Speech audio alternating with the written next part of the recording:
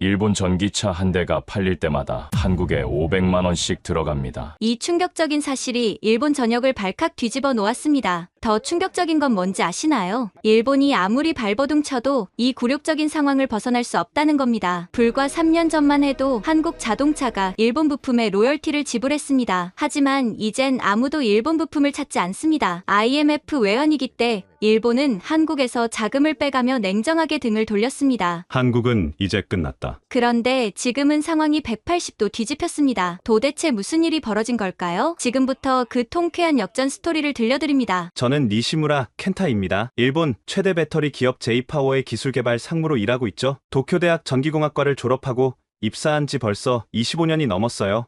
전고체 배터리 개발의 최전선에서 10년 넘게 쌓아온 이 분야 최고 전문가라고 자부했습니다. 그런데 그날 아침 제 자신감과 자부심은 산산조각이 났어요. 상무님, 긴급 보고 드릴 게 있습니다.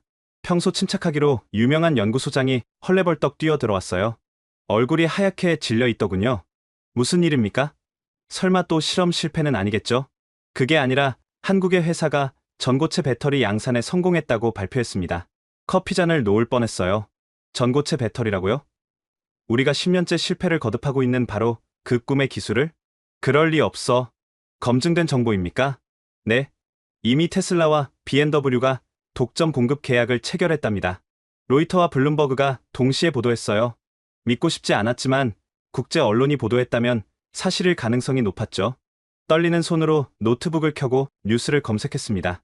한국 스타트업, 전기차 게임체인저 등장, 분 충전으로 1000km 주행 가능, 일본을 제치고 한국이 배터리 기술 선도, 헤드라인만 봐도 충격적이었어요.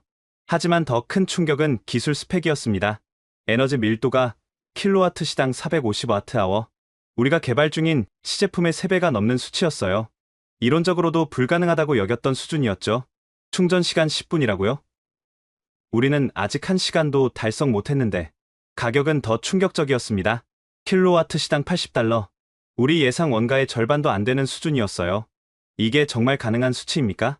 저희도 믿기 어렵지만 실제 주행 테스트 영상도 공개됐습니다. 유튜브에 올라온 영상을 봤어요. 전기차가 정말로 10분 만에 완충되고 실제로 1000km를 달리는 모습이 담겨 있었죠. 조작이라고 의심하고 싶었지만 테슬라 엔지니어들이 직접 검증하는 장면도 있었어요. 도대체 어떻게, 그 한국 회사는 뭐하는 회사죠? 5년 전에 설립된 스타트업입니다. 직원은 200명 정도고요. 200명이라고요? 우리 연구소 인원만 2000명이 넘는데 그 10분의 1 규모의 회사가 우리를 앞질렀다는 겁니까? 회의실로 가는 발걸음이 무거웠어요. 이미 다른 임원들도 소식을 들었는지 분위기가 침통했죠. 니시무라 상무, 이게 사실입니까? 사카모토 회장의 목소리에는 분노가 섞여 있었어요. 확인 중이지만 사실일 가능성이 높습니다. 10년이에요. 우리가 10년간 수천억 엔을 쏟아부었는데 실패했잖아요. 그런데 한국의 신생기업이 해냈다고? 대답할 말이 없었어요. 정말로 우리는 무엇을 하고 있었던 걸까요? 더 큰 문제가 있습니다. 영업 담당 상무가 어두운 표정으로 말했어요. 토요타, 닛산, 혼다, 우리 주요 고객사들이 모두 그 한국 회사에 접촉을 시도하고 있답니다. 머리가 하얘졌어요. 일본 자동차 회사들마저 우리를 버리고 한국을 찾는다니, 그럼 우리는 어떻게 되는 겁니까? 전고체 배터리 없이는 전기차 시대에 살아남을 수 없습니다. 그날 회의는 아무런 결론 없이 끝났어요.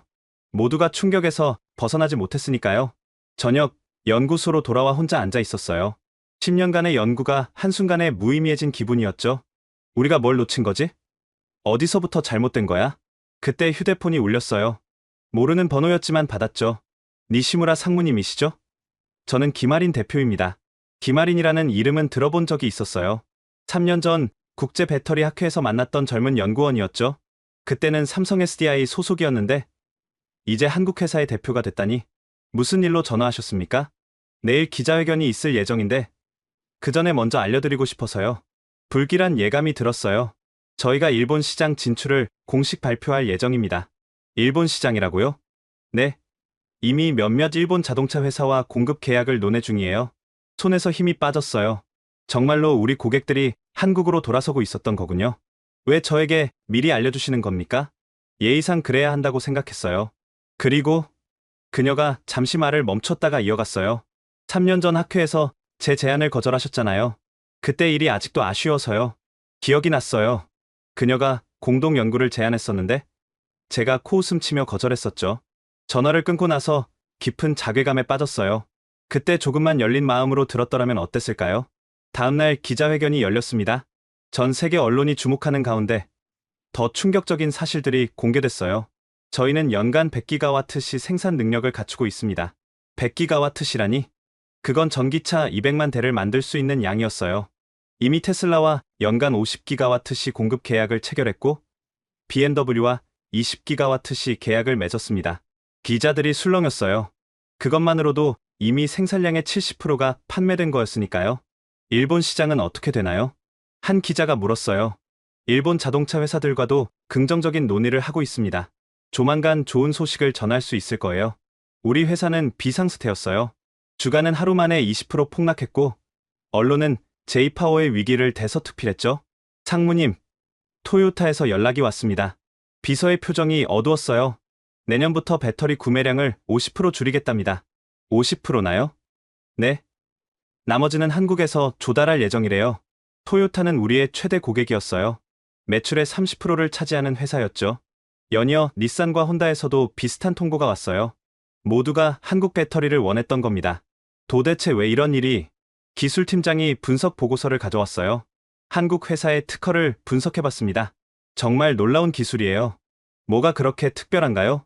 고체 전해질 제조 방법을 완전히 새롭게 접근했더군요. 우리가 10년간 고민한 문제를 전혀 다른 방식으로 해결했어요. 보고서를 읽어보니 정말 충격적이었어요. 우리는 기존 방식을 개선하려고만 했는데 그들은 완전히 새로운 길을 개척한 거였죠. 이런 접근은 어떻게 생각해낸 거지? 아마도 고정관념이 없었기 때문 아닐까요? 우리처럼 기존 기술에 매몰되지 않고 자유롭게 생각한 결과 같아요. 그 말이 가슴에 비수처럼 꽂혔어요. 우리가 경험과 전통을 자랑하는 동안 그들은 혁신을 만들어낸 거였군요. 며칠 후 더 충격적인 소식이 전해졌어요. 상무님, 중국 비아디도 그 한국 회사와 계약했대요. 중국마저 한국을 선택했다니 이제 전 세계가 한국 배터리를 원하고 있었어요. 그리고 배터리 셀 1000개당 로열티가 500만 원이래요. 500만 원? 전기차 한 대에 배터리 셀이 보통 1000개 들어가니 대당 500만 원을 한국에 지불해야 한다는 뜻이었어요. 이대로면 일본 전기차 산업은 누군가 말을 끝맺지 못했지만 모두가 알고 있었어요. 이대로면 정말 끝이라는 걸. 며칠 밤을 뜬 눈으로 지새우며 과거를 돌이켜봤어요. 언제부터 우리가 이렇게 뒤처지기 시작한 걸까요? 3년 전 도쿄에서 열린 국제 배터리 컨퍼런스가 떠올랐어요. 제가 기조연설을 마치고 내려오는데 젊은 동양 여성이 다가왔죠. 니시무라 상무님, 잠시 시간 좀 내주실 수 있을까요? 명찰을 보니 기말인 삼성 SDI 선임연구원이라고 적혀 있었어요. 지금 생각해보면 그때가 운명의 갈림길이었죠. 뭔 일이죠? 전고체 배터리 공동 연구를 제안하고 싶습니다. 순간 피식 웃음이 나왔어요. 한국의 젊은 연구원이 우리와 공동 연구를 하자고? 우리가 왜 당신들과 연구를 해야 하죠? 저희가 새로운 전해질 소재를 개발했는데 기존 방식과 완전히 다른 접근이에요. 이온 전도도가 됐습니다. 제가 그녀의 말을 잘랐어요. 한국은 아직 기초 연구 수준도 제대로 안 되지 않나요? 먼저 기본기를 익히고 오세요. 그녀의 얼굴이 붉어졌지만 끝까지 예의를 지켰어요. 그래도 자료라도 한번 봐주시면. 시간 낭비입니다. 우리는 이미 충분한 기술을 가지고 있어요. 돌아서는 그녀를 보며 속으로 생각했죠. 한국이 무슨 배터리 기술을 안다고. 1년 후 또 다른 기회가 있었어요. 이번엔 작은 한국 스타트업에서 이메일이 왔죠. 제이파워와 기술 교류를 희망합니다. 윈윈할 수 있는 기회가 될 거예요. 담당자에게 지시했어요. 정중히 거절해. 스타트업 따위와 뭘 하겠다고. 하지만 상무님, 그들의 기술 자료를 보니 꽤 흥미로운데요. 그런 건 대학 실험실 수준이야. 상용화와는 거리가 멀어. 그렇게 또 한 번의 기회를 날려버렸죠. 가장 후회되는 건 2년 전 일이었어요. 우리 회사의 젊은 연구원 다나카가 파격적인 제안을 했었죠. 상무님, 기존 방식을 완전히 버리고 새롭게 시작하면 어떨까요? 무슨 소리야?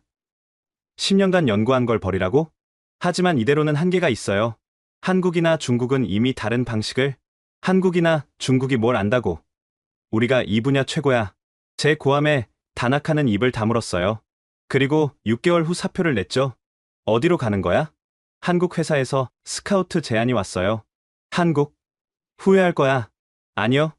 오히려 기대됩니다. 그들은 새로운 시도를 두려워하지 않거든요. 지금 생각해보니 다나카가 간 곳이 그 한국 회사였을 거예요.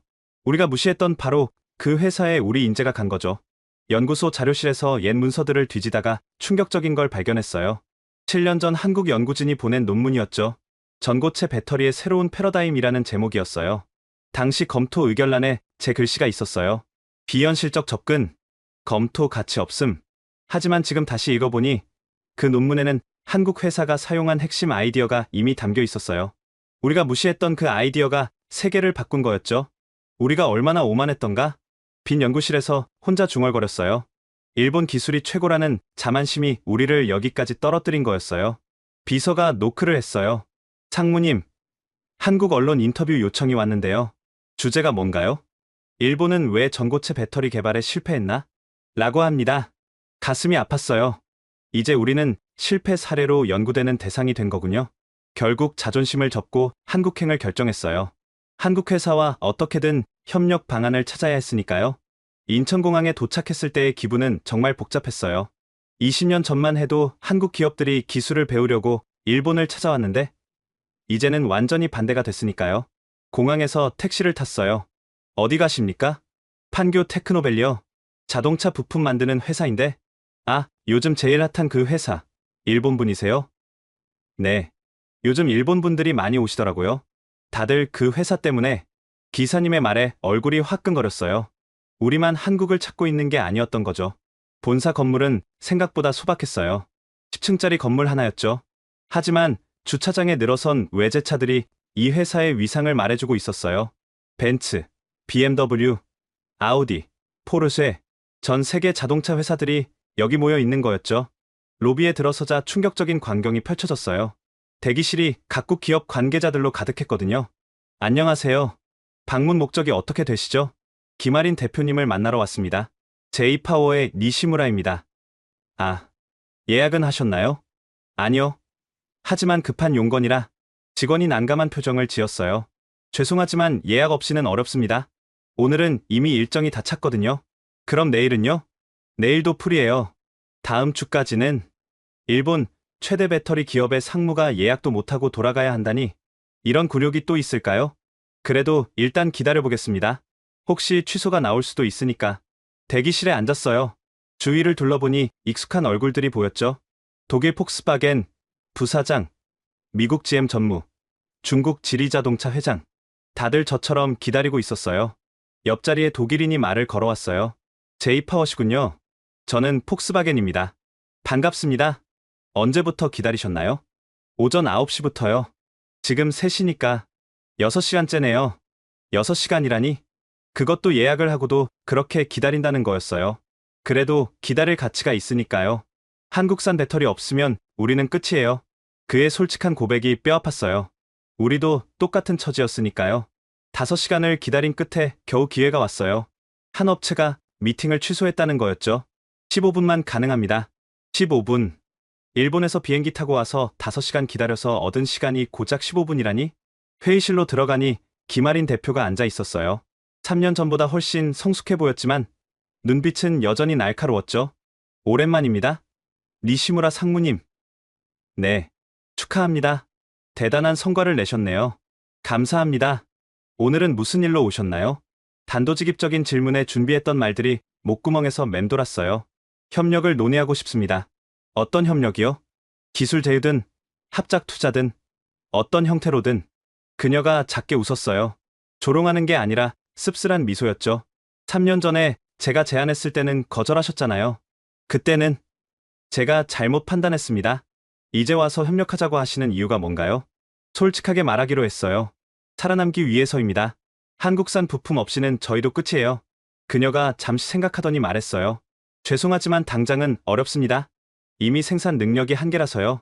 그럼 언제쯤? 글쎄요. 최소 2년은 기다리셔야 할 것 같은데. 2년.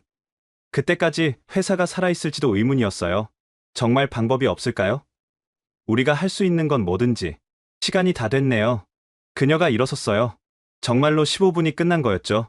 다음에 또 연락드려도 될까요? 예약을 하고 오세요. 3개월 후쯤 가능할 거예요. 3개월 후. 그때까지 기다릴 수밖에 없는 거였어요. 건물을 나오면서 깊은 굴욕감을 느꼈어요. 한때 우리를 찾아와 고개 숙이던 그들에게 이제는 우리가 무시당하고 있다니? 한국에서 돌아온 후 상황은 더욱 악화됐어요.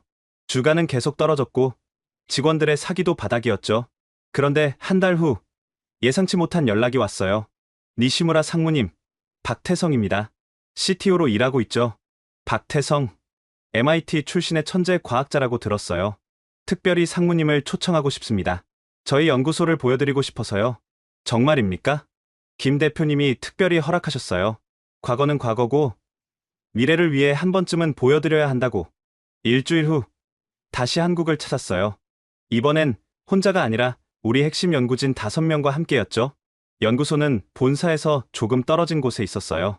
겉모습은 평범했지만 안에 들어가자 완전히 다른 세계였죠. 어서 오세요. 먼저 저희 핵심 기술부터 보여드릴게요. 박태성 CTO가 우리를 안내했어요. 첫 번째 연구실에 들어가자 모두가 숨을 멈췄어요. 이게 바로 전고체 배터리 생산 라인입니다. 완전 자동화된 시스템이었어요. 로봇들이 나노미터 단위로 정밀하게 작업하고 있었죠. 핵심은 이 공정입니다. 고체 전해질을 증착하는 과정인데 그가 설명하는 내용을 들으며 충격을 받았어요. 우리가 불가능하다고 생각했던 방식을 그들은 현실로 만들어낸 거였죠. 창원에서 작업이 가능하다고요? 우리 수석연구원이 믿을 수 없다는 표정으로 물었어요. 네, 그게 핵심이에요. 기존 방식은 고온이 필요했지만 저희는 완전히 다른 화학적 접근을 했죠. 다음 연구실에서는 더 놀라운 걸 봤어요. 오븐 충전 기술을 개발 중입니다. 5분이요? 지금도 10분인데, 네, 이론적으로 가능해요. 2년 안에 상용화할 예정입니다. 우리가 10년 걸려도 못한 걸 그들은 계속 뛰어넘고 있었어요. 어떻게 이런 혁신이 가능했나요? 제가 물었어요. 실패를 두려워하지 않았어요. 1000번 실패하면 1001번 도전했죠. 그가 웃으며 말했어요. 그리고 전 세계에서 최고의 인재들을 모았어요. 국적 불문하고요. 실제로 연구원들을 보니 정말 다양했어요. 한국인은 물론이고 미국인, 중국인, 인도인, 그리고 일본인도 있었어요. 다나카? 우리 회사에서 이직했던 그 연구원이었어요. 상무님, 오랜만입니다. 여기서 일하고 있었군. 네, 최고의 선택이었어요. 여기서는 제 아이디어를 마음껏 펼칠 수 있거든요. 마음이 아팠지만 그가 행복해 보여서 다행이었어요. 마지막으로 간 곳은 배터리 테스트장이었어요. 극한 테스트를 해보겠습니다. 전고체 배터리를 망치로 내리쳤어요. 찌그러졌지만 폭발하지 않았죠. 못으로 뚫어도 불에 넣어도 안전했어요. 100% 안전합니다. 이게 진짜 게임 체인저죠. 우리 연구원들은 말을 잃었어요. 이론으로만 알던 걸 눈앞에서 보니 충격이 컸던 거죠.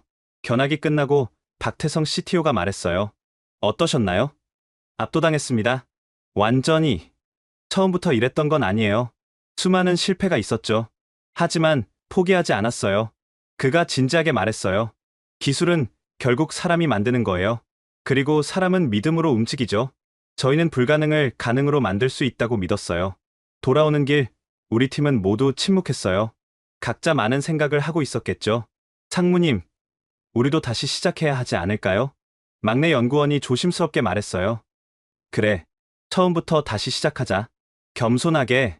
한국 회사 방문 후 한 달이 지났어요. 우리는 전고체 배터리 개발을 처음부터 다시 시작했죠. 하지만 현실은 녹록지 않았어요. 이미 시장은 한국이 장악했고 우리가 따라잡기엔 격차가 너무 컸으니까요. 그런데 어느 날 이상한 일이 일어났어요. 상무님, 회사 서버에 해킹 시도가 있었습니다. 보안팀장이 급하게 뛰어들어왔어요. 해킹이라고? 누가? 아직 정확히는 모르지만 중국 IP에서 시도된 것 같습니다. 중국이라 불길한 예감이 들었어요. 바로 그때 전화가 울렸어요. 놀랍게도 한국 회사의 보안팀장이었죠. 니시무라 상무님, 긴급히 알려드릴 게 있어서 연락했습니다. 무슨 일입니까? 최근 중국 해커 그룹이 전고체 배터리 관련 기술을 노리고 있는데 제이파워도 타깃 리스트에 있더군요. 그들이 우리를 걱정해준다고? 경쟁 관계인데도? 왜 우리한테 알려주시는 거죠? 김 대표님 지시예요. 기술은 정당하게 개발되어야 한다고. 훔친 기술로는 진정한 발전이 없다고 하시더군요. 더 놀라운 건 다음 내용이었어요. 참고로 어제 저희 시스템에도 침투 시도가 있었는데 막는 과정에서 J-파워 서버도 공격받는 걸 확인했습니다. 그래서 알려주신 거군요. 네. 그리고 저희가 개발한 보안 패치를 공유해드릴게요. 이걸 설치하시면 막을 수 있을 거예요. 경쟁사가 우리의 보안을 도와준다니? 일본 기업 문화에서는 상상도 못할 일이었어요. 며칠 후 왕이라는 중국 CATL 부사장에게서 전화가 왔어요. 니시무라 상무님, 제안이 있습니다. 무슨 제안이죠? J-파워와 CATL이 손잡으면 어떨까요? 한국을 견제할 수 있을 거예요. 뻔한 속셈이 보였어요. 우리 기술을 빼가려는 거였죠. 구체적으로 어떤 협력을 말씀하시는 건가요? 기술 공유죠. J-파워의 노하우와 저희 자금력이 만나면 죄송하지만 거절하겠습니다. 왜죠? 지금 상황에서 저희가 최선의 파트너 아닙니까? 정당하지 못한 방법은 쓰고 싶지 않습니다. 목소리가 차가워졌어요. 후회하실 겁니다. 중국 시장에서 완전히 배제될 텐데. 그래도 괜찮습니다. 전화를 끊고 나니 오히려 속이 시원했어요. 과거의 저라면 당장의 이익을 위해 손잡았을지도 모르죠. 하지만 한국 회사를 보며 배웠어요. 정직한 길이 결국 옳은 길이라는 걸. 다음날 김아린 대표에게서 메시지가 왔어요. 올바른 선택을 하셨네요. CATL 쪽에서 접근했다고 들었어요. 어떻게 아셨습니까? 그들이 저희한테도 똑같은 제안을 했거든요. 물론 거절했지만 그녀의 다음 메시지가 인상적이었어요. 기술 경쟁은 정정당당해야 합니다. 그래야 모두가 발전하죠. 며칠 후 놀라운 뉴스가 나왔어요. 중국 정부가 CATL의 해킹 시도를 적발하고 제재를 가했다는 거였죠. CATL 수출 6개월 금지. 글로벌 시장에서 6개월 정지는 치명적이었어요. 부정한 방법의 대가를 치른 거였죠. 그 사이 한국 회사는 또 다른 혁신을 발표했어요. 고체 배터리 재활용 기술 개발. 버려지는 배터리에서 99%의 소재를 회수할 수 있는 기술이었죠. 환경까지 생각하는 그들의 철학이 놀라웠어요. 이제 확실히 깨달았어요. 한국 회사가 성공한 건 단순히 기술 때문이 아니었어요. 정직하고 지속 가능한 방식을 추구했기 때문이었죠. 그날 밤, 전 직원 이메일을 보냈어요. 우리도 새롭게 시작합시다. 정직하게, 겸손하게, 그리고 끈기 있게. 답장들이 쏟아졌어요. 모두가 새로운 도전에 동의한다는 내용이었죠. 비록 늦었지만 이제라도 올바른 길을 가기로 한 거예요. 중국과의 협력을 거절한 후 우리 상황은 더욱 어려워졌어요. 매출은 계속 떨어졌고 투자자들의 압박은 심해졌죠. 생존을 위해서는 한국 회사와의 협력이 절실했어요. 3개월을 기다린 끝에 드디어 정식 미팅 기회를 얻었어요. 이번엔 제대로 준비했죠. 오늘은 진지한 제안을 가지고 왔습니다. 김아린 대표 앞에서 말을 시작했어요. 들어보죠. 공동개발 파트너십을 제안합니다. J-파워의 생산 인프라와 한국 회사의 기술력을 결합하면 잠깐만요. 그녀가 손을 들어 제 말을 멈췄어요. 주도권은 누가 갖죠? 순간 말문이 막혔지만 이미 각오는 되어 있었어요. 한국 회사가 기술 주도권을 갖는 것에 동의합니다. 회의실이 조용해졌어요. 일본 대기업이 한국 스타트업에게 주도권을 넘긴다는 건 전례가 없는 일이었으니까요. 일본 본사에서 동의했나요? 아직입니다. 하지만 제가 설득하겠습니다. 사실 이건 엄청난 도박이었어요. 본사 승인 없이 제가 먼저 제안한 거였으니까요. 박태성 CTO가 물었어요. 왜 그렇게까지 하시나요? 살아남기 위해서입니다. 그리고 잠시 망설이다 솔직하게 말했어요. 한국 회사에서 많은 걸 배웠습니다. 기술뿐만 아니라 기업 철학도요. 함께하고 싶습니다. 김아린 대표가 서류를 꺼냈어요. 사실 저희도 파트너가 필요했어요. 생산 능력이 한계에 달했거든요. 희망이 보이기 시작했어요. 하지만 조건이 있습니다. 역시 쉽지 않을 거라 예상했죠. 첫째, 한국 엔지니어들이 일본 공장에 파견되어 생산 공정을 직접 관리합니다. 한국인이 우리 공장을 관리한다. 자존심 상하는 일이었지만 받아들일 수 있었어요. 둘째, 모든 특허는 공동 소유하되 라이선스 수익의 70%는 한국 회사가 갖습니다. 70%는 너무 높았지만 협상의 여지는 있어 보였어요. 셋째, 이건 제일 중요한 건데 그녀가 잠시 멈췄다가 말했어요. 일본 시장뿐 아니라 글로벌 시장에서도 협력해야 합니다. 경쟁이 아닌 진정한 파트너로서. 이건 예상 밖이었어요. 단순한 기술 제휴를 넘어선 전면적 협력을 원하는 거였죠. 시간을 좀 주세요. 본사와 논의해야. 일주일 드리겠습니다. 그 이상은 어렵습니다. 또 일주일. 하지만 이번엔 희망이 있었어요. 도쿄로 돌아가는 비행기 안에서 프레젠테이션을 준비했어요. 임원진을 어떻게 설득할지 전략을 세웠죠. 공항에서 회사로 직행했어요. 긴급 임원회의를 소집했죠. 한국 주도 개발이라고요? 니시무라 상무, 정신이 나갔습니까? 예상대로 반발이 거셌어요. 이건 굴복이 아니라 생존 전략입니다. 우리의 자존심은 어떻게 되는 겁니까? 자존심으로 회사가 살아남습니까? 격한 논쟁이 이어졌어요. 하지만 저는 물러서지 않았죠. 여러분, 현실을 직시하십시오. 이대로면 1년 안에 부도입니다. 재무 자료를 보여줬어요. 빨간색 숫자들이 가득했죠. 하지만 한국 회사와 협력하면 기회가 있습니다. 그들의 기술과 우리의 인프라가 만나면 3시간의 경론 끝에 겨우 조건부 승인을 받았어요. 단, 실패하면 상무가 모든 책임을 집니다. 알겠습니다. 이제 남은 건 한국 회사의 최종 결정이었어요. 일주일이 너무나 길게 느껴졌죠.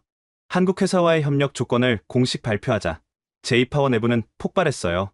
이게 말이 됩니까? 한국 직원이 우리를 관리한다고요? 노조 대표가 찾아와 항의했어요. 일본의 자존심을 팔아먹은 겁니까? 이건 자존심의 문제가 아니라 생존의 문제입니다. 하지만 그들은 듣지 않았어요. 역사상 최악의 굴욕적 계약이다. 니시무라는 매국노다. 사내 게시판은 저를 비난하는 글로 가득했어요. 더 큰 문제는 주주들이었어요. 대주주 회의가 긴급 소집됐죠. 니시무라 상무, 설명해 보시오. 최대 주주인 미쓰이 그룹 대표가 차가운 목소리로 물었어요. 네, 현재 상황에서는 최선의 선택이었습니다. 최선이라고요? 한국 스타트업의 머리를 숙인 게 최선입니까? 기술에는 국경이 없습니다. 좋은 기술을 가진 곳과 협력하는 게. 그가 소리쳤어요. 당신은 일본 제조업의 자존심을 짓밟았소. 분위기가 험악해졌어요. 일부 주주들은 저를 해임하자고 주장했죠.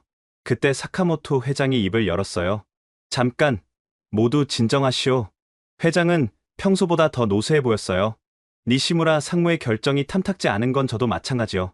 하지만 그가 잠시 말을 멈췄다가 이어갔어요. 대안이 있습니까? 이대로 망하는 게 낫다는 겁니까? 회의실이 조용해졌어요. 상무의 결정을 지지하는 건 아니오. 하지만 다른 선택지가 없다는 것도 사실이오. 결국 주주들도 마지못해 동의했어요. 단, 조건이 있었죠. 6개월 안에 성과가 없으면 니시무라 상무는 사퇴한다. 알겠습니다. 6개월. 성과를 내기엔 너무 짧은 시간이었어요. 회의가 끝나고 회장실로 불려갔어요. 니시무라, 자네 정말 이게 옳은 길이라고 생각하나? 네, 회장님. 저는 확신합니다. 한국에서 뭘 받기에 그렇게 확신하나? 잠시 생각하다가 대답했어요. 미래를 봤습니다. 그리고 우리의 과거도 봤죠. 무슨 뜻인가? 한국은 지금 우리가 잃어버린 도전 정신을 가지고 있어요. 옛날 일본이 그랬던 것처럼. 회장이 깊은 한숨을 쉬었어요. 그래, 우리도 한때는 그랬지. 서양 기술을 배우러 다녔고, 네, 이제는 우리가 배울 차례인 것 같습니다. 며칠 후, 한국에서 엔지니어 10명이 도착했어요. 공항에 마중 나갔죠. 환영합니다. 인사를 하려는데 직원들이 차갑게 쳐다봤어요. 침략자를 보는 눈빛이었죠. 팀을 이끄는 최석준 부장이 말했어요. 분위기가 좋지 않네요. 죄송합니다. 시간이 좀 필요할 거예요. 이해합니다. 저희도 처음엔 일본 기업과 일하는 게 부담스러웠으니까요. 그의 이해심 있는 태도가 고마웠어요. 공장으로 안내했어요. 한국 팀이 시설을 둘러보며 평가하기 시작했죠. 장비는 훌륭하네요. 다만 공정 설계가 너무 복잡해요. 복잡하다고요? 네. 불필요한 검증 단계가 너무 많아요. 간소화하면 효율이 30%는 올라갈 겁니다. 우리가 자랑하던 완벽한 품질 관리 시스템을 비효율적이라고 하다니 자존심이 상했지만 들어볼 가치는 있었어요. 어떻게 개선하면 될까요? 먼저 데이터부터 분석해보죠. 일주일만 시간을 주세요. 한국 팀이 온 지 일주일. 그들이 제시한 개선안을 보고 모두가 놀랐어요. 정말로 불량률을 유지하면서 생산 속도를 30% 높일 수 있다는 겁니까? 네. 시뮬레이션 결과입니다. 실제로는 더 나을 수도 있어요. 생산부장이 믿을 수 없다는 표정으로 데이터를 들여다봤어요. 이건 정말 놀랍군요. 최석준 부장이 설명했어요.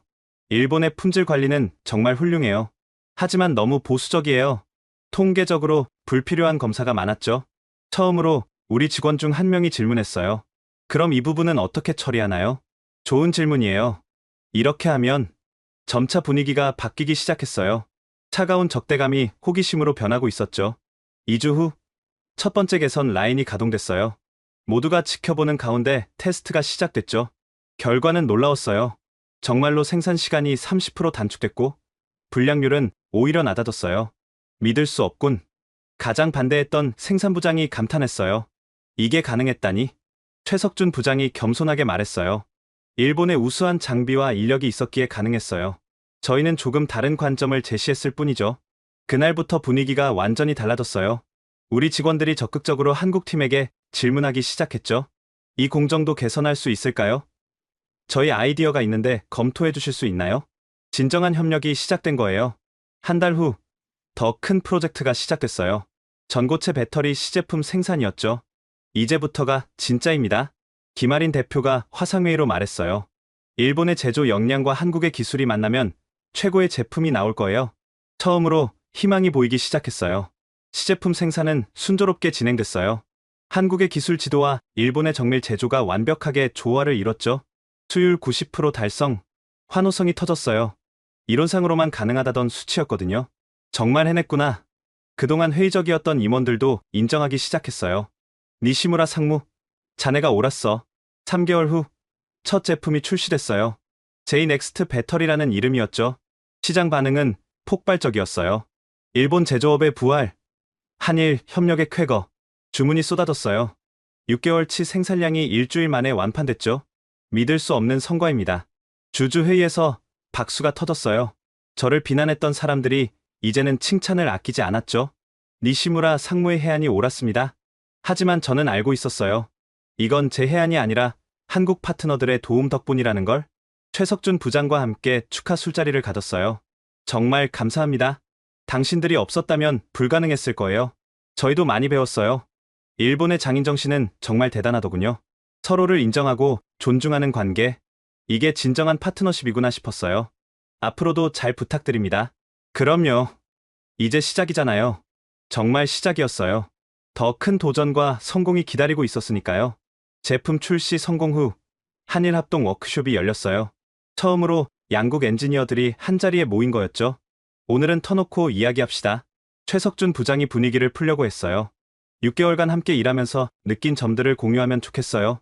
처음엔 어색한 침묵이 흘렀어요. 그러다 우리 막내 엔지니어가 손을 들었죠. 저는 한국팀의 속도에 놀랐어요. 어떻게 그렇게 빨리 결정하고 실행하나요? 한국 엔지니어가 웃으며 답했어요.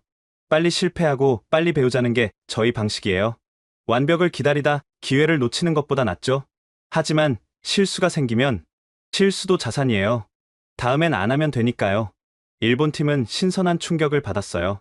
우리는 실수를 두려워해 도전을 못했는데 말이죠. 한국 팀도 질문했어요. 일본 팀은 어떻게 그렇게 꼼꼼하게 일하나요? 저희는 가끔 놓치는 게 있는데 우리 품질관리 담당자가 자부심을 갖고 답했어요. 모든 걸 체크리스트로 만들어요. 그리고 팀원 모두가 교차 검증하죠. 우와. 그래서 불량률이 그렇게 낮았구나. 서로의 장점을 인정하니 대화가 술술 풀렸어요. 점심시간 함께 식사하며 더 깊은 이야기를 나눴어요. 사실 처음엔 일본 팀이 무서웠어요. 한국의 젊은 엔지니어가 고백했어요. 무서웠다고요? 네. 너무 완벽주의자들 같아서 실수하면 큰일 날 것 같았거든요. 우리 팀이 웃었어요. 저희도 한국 팀이 무서웠어요. 너무 자신감이 넘쳐서 주눅 들었죠. 서로 오해했네요. 분위기가 한층 부드러워졌어요. 오후 세션에서는 미래 계획을 논의했어요.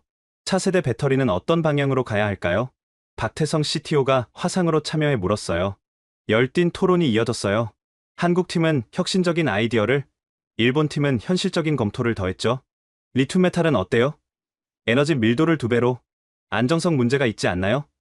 새로운 코팅 기술로 해결할 수 있을 것 같은데. 두 팀의 시너지가 놀라웠어요. 서로의 약점을 보완하며 더 나은 해답을 찾아갔죠. 워크숍이 끝날 무렵 뜻밖의 제안이 나왔어요. 교환 근무는 어떨까요? 최석준 부장의 아이디어였어요. 일본 엔지니어가 한국에서, 한국 엔지니어가 일본에서 6개월씩 일하는 거예요. 좋은 생각이네요. 양쪽 모두 환영했어요. 서로의 문화를 더 깊이 이해할 기회였으니까요. 저녁 회식 자리. 이제는 완전히 한 팀이 된 분위기였어요. 칸파이. 건배. 술잔을 부딪히며 미래를 약속했죠. 한국 엔지니어 하나가 말했어요. 이제 라이벌이 아니라 진짜 동료가 된 것 같아요. 맞아요. 함께 세계 최고가 됩시다. 그날 밤 많은 이야기를 나눴어요. 기술 이야기부터 가족 이야기까지 국경을 넘어 진정한 우정이 싹트고 있었죠. 니시무라 상무님, 한국 음식 좋아하세요? 이제는 김치 없으면 밥을 못 먹어요. 모두가 웃었어요. 정말로 저도 많이 변했더군요. 워크숍을 마치고 돌아가는 길, 최석준 부장이 진지하게 말했어요. 상무님, 정말 감사합니다. 제가 감사하죠. 아니에요. 일본의 대기업이 우리를 인정하고 함께하자고 했잖아요. 그게 얼마나 큰 용기였는지 알아요. 가슴이 뭉클했어요. 그들도 우리의 노력을 알아주고 있었던 거죠. 교환 근무 프로그램이 시작되고 3개월, 놀라운 변화가 일어났어요. 상무님, 이번 달 생산성이 50% 올랐습니다. 믿기 어려운 수치였어요. 하지만 더 놀라운 건 품질이었죠. 불량률 0.01% 달성했습니다. 사실상 제로에 가까워요. 한국의 혁신성과 일본의 정밀함이 완벽하게 융합된 결과였어요. 한국에 파견 갔던 우리 엔지니어가 돌아와서 말했어요. 정말 다른 세계였어요. 실패를 두려워하지 않는 문화가 부러웠습니다. 뭘 배우고 왔나요? 도전하는 법이요. 그리고 스스로 생각하는 법도요. 반대로 일본에 온 한국 엔지니어도 많은 걸 얻어갔어요. 일본의 디테일은 정말 놀라워요. 0.1mm 오차도 용납 안 하더라고요. 양쪽이 서로의 강점을 흡수하고 있었던 거죠. 그런데 진짜 시험대가 찾아왔어요. 글로벌 전기차 업체의 대규모 입찰이었죠. 폭스바겐이 차세대 전기차용 배터리 공급사를 선정한대요. 규모가 어마어마했어요. 연간 200기가와트시, 금액으로는 150억 달러였죠. 중국 CATL도 입찰한대요. 가격 경쟁력에서 밀릴 텐데 걱정이 앞섰어요. 하지만 김아린 대표는 자신 있었죠. 가격이 전부가 아니에요. 품질과 신뢰성으로 승부하죠. 한일 합동 TF팀이 꾸려졌어요. 두 나라의 최정예 멤버들이 모였죠. 우리의 강점은 뭘까요? 브레인스토밍이 시작됐어요. 세계 최고 수준의 안전성, 10년 품질 보증, 탄소 중립 생산 공정, 아이디어가 쏟아졌어요. 한국 팀의 창의성과 일본 팀의 실현 가능성 검토가 조화를 이뤘죠. 프레젠테이션 준비도 함께 했어요. 기술 설명은 박태성 CTO가, 품질 관리는 제가 맡겠습니다. 역할 분담이 자연스럽게 이뤄졌어요. 드디어 D-Day, 독일 폭스바겐 본사에서 프레젠테이션이 열렸어요. J-NEXT 배터리는 단순한 부품이 아닙니다. 박태성 CTO가 시작했어요. 한국의 혁신 기술과 일본의 장인 정신이 만든 예술품입니다. 기술 스펙을 설명하는 그의 열정이 대단했어요. 이어서 제가 품질 관리를 설명했죠. 저희는 불량률 제로를 추구합니다. 그리고 실제로 달성했죠. 데이터를 보여주자 폭스바겐 임원들이 놀랐어요. 정말 이런 수치가 가능합니까? 네. 저희 공장에 오시면 직접 확인하실 수 있습니다. 질의응답 시간. 예리한 질문들이 쏟아졌어요. 중국보다 가격이 20% 높은데? 김아린 대표가 답했어요. 10년 사용 기간으로 계산하면 오히려 저렴합니다. 교체 비용이 없으니까요. 생산 능력은 충분한가요? 한일 양국 공장을 풀가동하면 여유 있습니다. 2시간의 프레젠테이션이 끝났어요. 결과는 일주일 후에 나온다고 했죠. 긴장된 일주일을 보냈어요. 중국의 저가 공세가 워낙 강력해서 불안했죠. 드디어 결과 발표일. 축하합니다. 폭스바겐은 J-NEXT를 선택했습니다. 환호성이 터졌어요. 서울과 도쿄 사무실이 동시에 축제 분위기가 됐죠. 해냈어. 우리가 해냈어. 화상으로 연결된 양국 직원들이 함께 기뻐했어요. 폭스바겐 담당자가 선정 이유를 설명했어요. 기술력도 뛰어났지만 한국과 일본의 협력 모델이 인상적이었습니다. 그런 팀워크라면 신뢰할 수 있죠. 정말 의미 있는 평가였어요. 우리의 협력 자체가 경쟁력이 된 거였으니까요. 폭스바겐 계약 소식이 알려지자 시장이 들썩였어요. 한일 배터리 동맹, 중국 아성 무너뜨리다, J-NEXT, 게임 체인저로 등극. 주가는 하늘 높은 줄 모르고 치솟았어요. J-파워 주가는 일주일 만에 40% 상승했죠. 하지만 더 중요한 변화가 있었어요. 업계의 패러다임이 바뀌기 시작한 거죠. 기술 협력이 새로운 경쟁력이다. 적과의 동침이 아닌 상생의 모델. 다른 기업들도 우리를 벤치마킹하기 시작했어요. 도요타 LG 배터리 협력 추진, 혼다, 삼성 SDI 공동 개발 합의, 한일 기업 간 협력이 트렌드가 된 거예요. 하지만 우리가 선두였죠. 이미 6개월 앞서 있었으니까요. 시장 조사 기관의 보고서가 나왔어요. 2025년 전고체 배터리 시장 점유율 1위 J-NEXT 22%, 2위 중국 CATL 18%. 드디어 중국을 제쳤어요. 불가능하다고 여겼던 일이 현실이 된 거죠. 더 놀라운 건 수익성이었어요. 영업이익률 25% 달성. CFO가 기쁨을 감추지 못했어요. 가격 경쟁이 아닌 가치 경쟁을 한 결과입니다. 맞아요. 우리는 싸구려가 아닌 최고를 만들었고 시장은 그 가치를 인정했어요. 언론 인터뷰 요청이 쇄도했어요. CNN, BBC, NHK, KBS 전 세계가 우리 이야기에 주목했죠. 성공 비결이 뭡니까? 기자들의 공통된 질문이었어요. 서로를 인정하고 배우려는 자세였습니다. 김아린 대표와 함께 한 공동 인터뷰에서 제가 한 대답이에요. 과거의 적이 최고의 파트너가 될 수 있다는 걸 보여줬죠. 김 대표가 덧붙였어요. 기술은 국경이 없습니다. 중요한 건 함께 성장하는 거예요. 인터뷰가 방송되자 반응이 뜨거웠어요. 감동적이다. 진정한 상생의 모델. 아시아의 미래를 보여준다. 특히 젊은 세대의 반응이 좋았어요. 국가 간 대립보다 협력을 원하는 그들에게 희망을 준 거죠.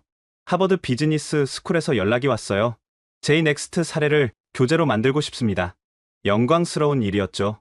우리 이야기가 미래 경영자들에게 교훈이 된다니. 사내 분위기도 완전히 달라졌어요. 한국 동료들이랑 일하는 게 재밌어요. 서로 배우니까 실력이 늘어요. 이제 누구도 한국 팀을 적대시하지 않았어요. 오히려 같이 일하고 싶어 했죠. 주말에는 한일 직원들이 함께 등산도 가고 술도 마셨어요. 진짜 한 가족이 된 거예요. 어느 날 젊은 직원이 제게 말했어요. 상무님, 처음엔 반대했는데 죄송해요. 괜찮아. 나도 처음엔 두려웠으니까. 이제는 자랑스러워요. 우리가 새로운 역사를 쓰고 있잖아요. 맞아요. 우리는 역사를 쓰고 있었어요. 경쟁이 아닌 협력의 역사를. 성공가도를 달리던 중 예상치 못한 위기가 찾아왔어요. 다이엔 자동차가 파산 신청을 했습니다.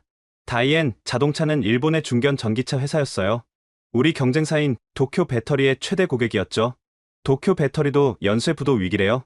도미노처럼 무너지는 일본 배터리 업계? 남의 일이 아니었어요. 시장 불안이 확산되면 우리도 긴급 임원회의가 소집됐어요. 경쟁사지만 도와야 하지 않을까요?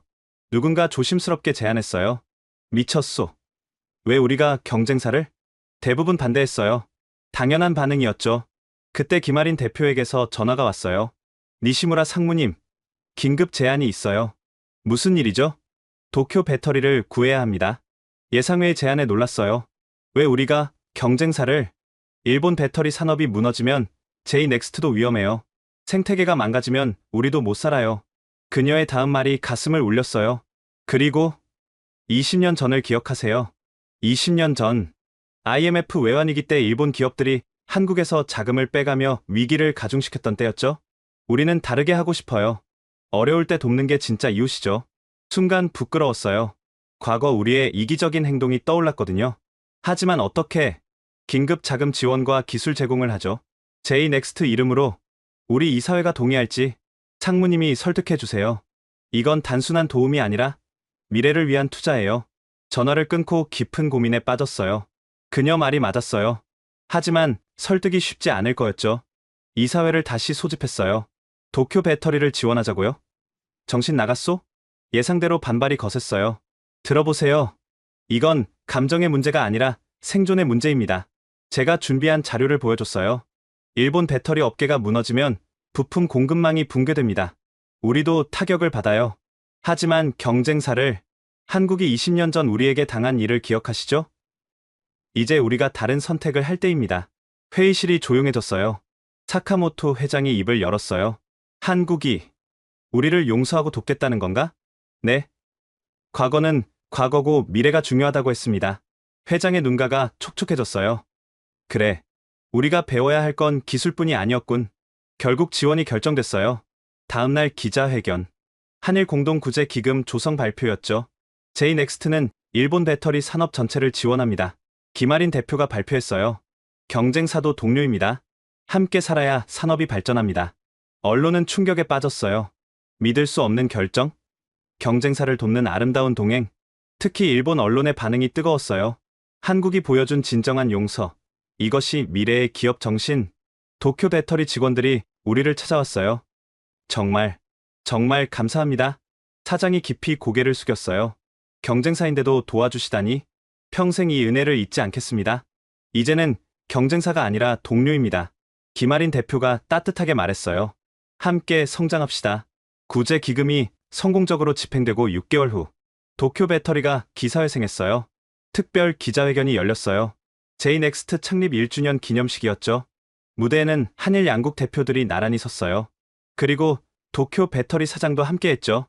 김아린 대표가 먼저 마이크를 잡았어요. 1년 전 우리는 경쟁자였습니다. 청중들이 숨죽여 들었어요. 서로를 이기려고만 했고 상대의 실패를 바랐죠. 그녀가 잠시 말을 멈췄어요. 감정이 북받치는 듯했죠. 하지만 지금은 다릅니다. 우리는 한 가족이 됐어요. 그녀의 눈가에 눈물이 맺혔어요. 특히 일본 파트너들께 감사드립니다. 작은 한국 기업을 믿고 손잡아 주셨어요. 이번엔 제 차례였어요. 마이크 앞에 선이 할 말이 너무 많았죠. 저는 정말 오만했습니다. 목소리가 떨렸어요. 한국을 무시했고 우리가 최고라고 자만했죠. 기자들이 놀란 표정으로 봤어요. 일본 대기업 임원이 공개적으로 잘못을 인정하는 건 드문 일이니까요. 하지만 한국은 달랐습니다. 기술도 뛰어났지만 잠시 멈추고 심호흡을 했어요. 무엇보다 따뜻한 마음을 가지고 있었어요. 경쟁자를 도와주고 함께 성장하려는 더는 말을 잊지 못했어요. 눈물이 흘러내렸거든요. 정말 감사합니다. 깊이 고개를 숙였어요. 박수가 터져 나왔어요. 기자들도 직원들도 모두 박수를 쳤죠. 도쿄 배터리 사장이 마이크를 잡았어요. 저희를 살려주신 제이넥스트에 평생 감사하며 살겠습니다. 그의 목소리도 떨렸어요. 한국이 보여준 넓은 마음. 이것이 진정한 강자의 품격입니다. 그가 갑자기 무릎을 꿇었어요.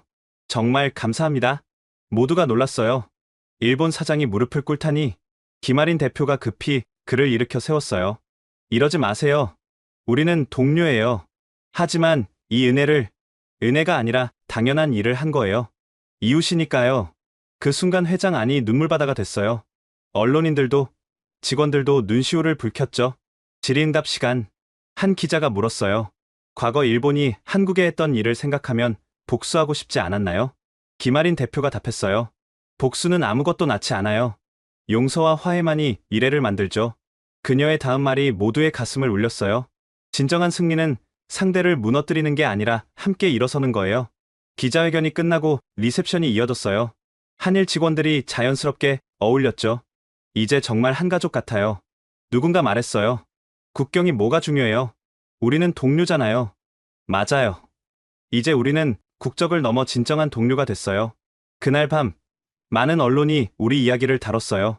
눈물의 화해, 한일 기업의 아름다운 동행, 경쟁을 넘어 상생으로. 이것이 아시아의 미래다. 우리 이야기가 많은 이들에게 희망을 줬어요. 과거의 상처도 치유할 수 있다는 희망을. 그로부터 2년이 흐른 지금, 저는 제이넥스트의 부회장이 되었어요. 김아린 회장과 함께 회사를 이끌고 있죠. 우리 회사는 놀라운 성장을 이뤘어요. 글로벌 전고체 배터리 시장 점유율 45%, 부동의 1위가 됐죠. 하지만 숫자보다 의미 있는 변화들이 있었어요. 오하요 고자이마스. 안녕하세요. 출근길 인사가 자연스럽게 두 언어로 이뤄져요. 이제는 구분조차 무의미할 정도로 하나가 됐죠. 더 놀라운 건 기술 발전이었어요. 5분 충전에 2000km 주행이 가능한 차세대 배터리? SF 영화에서나 보던 기술을 현실로 만들었죠. 이게 어떻게 가능했을까요? 자주 받는 질문이에요. 한국의 도전 정신과 일본의 완벽주의가 만났기 때문이죠. 정말 그랬어요. 서로의 장점이 시너지를 만들어낸 결과였죠. 회사 문화도 완전히 달라졌어요. 수평적이면서도 체계적인 독특한 문화가 자리 잡았죠. 팀장님, 이 아이디어 어떠세요? 오, 좋네요. 한번 테스트해봅시다. 직급보다 아이디어가 중요한 문화. 하지만 일본식 꼼꼼함도 잃지 않았어요. 최근엔 더 큰 도전을 시작했어요. 우주용 배터리 개발이었죠. 화성 탐사선에 우리 배터리가 실린다고 생각해보세요. 젊은 엔지니어들의 눈이 반짝였어요. 한국인이든 일본인이든 모두 같은 꿈을 꾸고 있었죠. 교육 프로그램도 확대됐어요. 제이넥스트 아카데미를 통해 양국 인재를 키우고 있죠. 미래 세대는 처음부터 함께 배워야 해요. 맞아요. 우리가 겪은 갈등을 후배들은 겪지 않았으면 좋겠어요. 얼마 전 특별한 손님이 찾아왔어요. 다나카였죠. 3년 전 우리 회사를 떠났던 그 연구원이에요. 상무님. 아니, 부회장님. 돌아와도 될까요? 물론이지. 언제든 환영이야. 그가 돌아온 이유를 물었어요. 여기가 진짜 미래가 있는 곳이라는 걸 깨달았어요. 경쟁이 아닌 협력이 있는 곳. 개인적으로도 큰 변화가 있었어요. 한국어를 완벽히 구사하게 됐고, 한국 문화도 깊이 이해하게 됐죠. 김치는 이제 제가 직접 담가 먹을 정도예요. 아내도 한국 드라마에 푹 빠졌고요. 무엇보다 마음이 변했어요. 과거의 편견과 오만함이 완전히 사라졌죠. 최근 하버드에서 특강을 했어요. 주제는 상생의 리더십이었죠. 진정한 리더는 경쟁자도 파트너로 만들 수 있어야 합니다. 학생들에게 우리 이야기를 들려줬어요. 적에서 시작해 가족이 된 여정을. 강연을 마치며 이렇게 말했어요. 미래는 함께 만드는 것입니다. 혼자서는 갈 수 없어요. 큰 박수를 받았어요. 우리 이야기가 미래 리더들에게 영감을 준 거죠. 지금도 가끔 3년 전을 돌아봐요. 정말 먼 길을 왔다는 생각이 들죠. 창밖을 보면 하늘 국기가 나란히 펄럭여요. 경쟁이 아닌 협력의 상징이 된 두 깃발. 함께여서 가능했다. 이것이 제가 배운 가장 큰 교훈이에요. 지금까지 일본 배터리 업계 최고 전문가가 겪은 놀라운 변화와 성장의 이야기 어떠셨나요? 한때는 서로를 무시하고 경쟁만 했던 한국과 일본. 하지만 자존심을 버리고 손을 맞잡았을 때 놀라운 기적이 일어났죠. 특히 위기의 순간, 한국이 보여준 용서와 상생의 정신은 정말 감동적이었습니다. 과거의 상처를 딛고 미래를 함께 만들어가는 모습. 이것이 진정한 강자의 품격 아닐까요? 경쟁이 아닌 협력이 만드는 더 나은 미래. 이런 희망적인 이야기가 더 많이 알려졌으면 좋겠습니다. 한국과 일본의 아름다운 동행을 응원하는 마음으로 이 영상을 공유해주세요. 구독과 좋아요도 잊지 마시고요. 여러분은 어떻게 생각하시나요? 과거를 넘어 미래로 나아가는 두 나라의 이야기, 댓글로 의견을 들려주세요. 지금까지 감동 편지함이었습니다. 감사합니다.